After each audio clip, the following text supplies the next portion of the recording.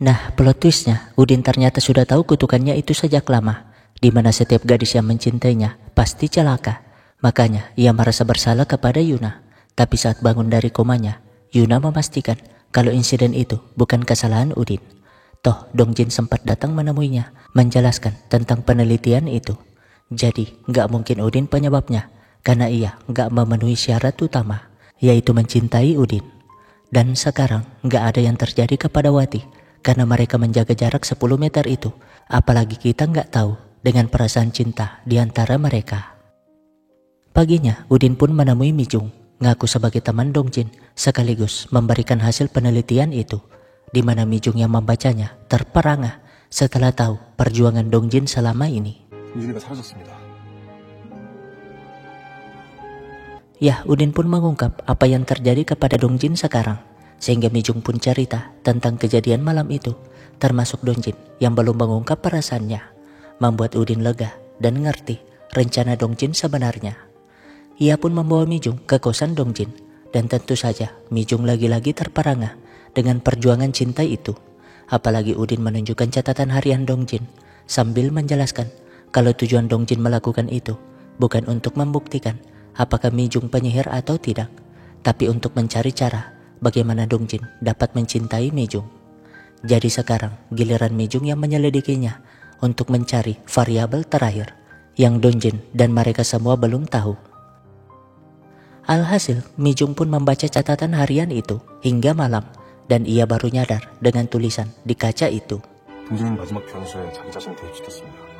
Ya, sign on you, yang berarti Dongjin sudah melakukan semampunya untuk bersinar. Tinggal bagaimana keputusan Mijung yang akan menentukan takdir mereka. Singkatnya, Wati protes ke Udin yang membocorkan penelitian itu kepada Mijung, sehingga Mijung menghilang hingga sekarang. Tapi Udin malah menjaga jarak. Kan Wati jadi kesel, toh dirinya gak mencintai Udin, jadi bagaimana mungkin ia celaka. Tapi Udin gak peduli, toh siapa yang tahu perasaan seseorang, menjelaskan apa yang tidak dijawabnya malam itu.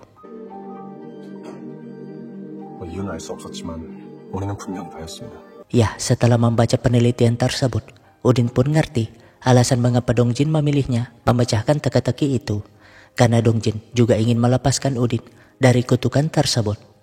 Jadi sekarang, karena Udin juga bingung dengan perasaannya kepada Wati, dan meskipun ia juga nggak tahu gimana perasaan Wati kepadanya, setidaknya ia butuh waktu untuk memutuskan apakah ia bisa mendekati Wati atau tidak, sampai variabel terakhir diketahui. Singkatnya, Mijung yang hilang ternyata ke Austria, tempat impiannya selama ini, yakin kalau Dongjin ada di sana.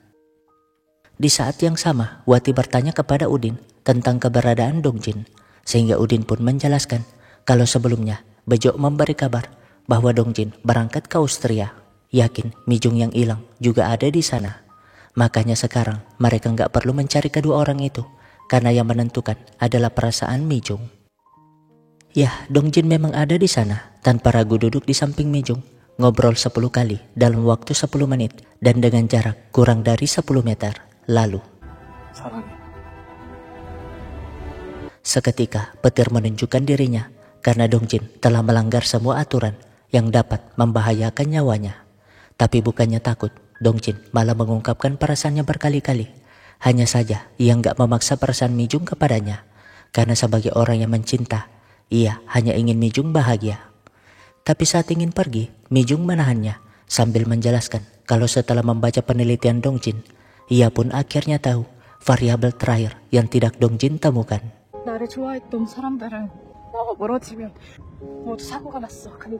Ya, variabel terakhir yang dimaksud bukan soal perasaan mereka yang saling mencinta, tapi bagaimana setelahnya, ketika mereka berjanji untuk tidak saling meninggalkan. Toh, setelah semua perjuangan yang dilakukan Dongjin, secara alamiah, Mijung juga akhirnya jatuh cinta kepada Dongjin.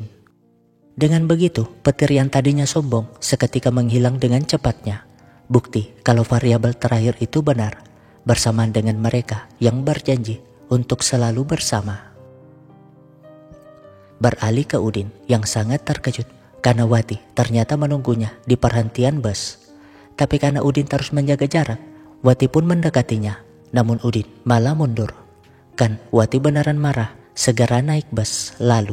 나는 당신을 정말 좋아해요. Ya, Wati akhirnya mengakui perasaannya, meskipun bingung mengapa seleranya benar-benar buruk. Tapi kan, perasaan gak bisa dibohongi. Namun, Udin yang menerima pesan dari Dongjin tentang variabel terakhir itu, jelas sangat panik, segera berlari sambil meminta Wati untuk turun dari bus. Alhasil, Wati yang melihat bagaimana perjuangan Udin, segera menghentikan busnya, lalu berlari ke pelukan si Udin. 내게서 멀어지지 말아요. 그럴게요. Ya, Udin yang gak pernah jatuh cinta akhirnya merasakan juga hal itu berkat Dongjin dan tamat. Ya, drama ini menunjukkan cinta sebenarnya yang harus diperjuangkan bagaimanapun beratnya. Bukan hanya satu orang, tapi diperjuangkan oleh keduanya. Karena jika hanya salah satu yang mencinta, pastinya akan ada yang terluka. Begitupun dengan variabel terakhir dari cinta, yaitu berjuang dan saling meyakinkan untuk selalu bersama dan tidak saling meninggalkan kemanapun arah tujuan dari perjuangan cinta itu. Toh, cinta adalah apa yang membuat perjalanan kita berharga? Lagian nih, kisah cinta sejati tidak akan pernah memiliki akhir cerita. Walaupun cerita Mimin kali ini berakhir. Sekian dari saya dan terima kasih.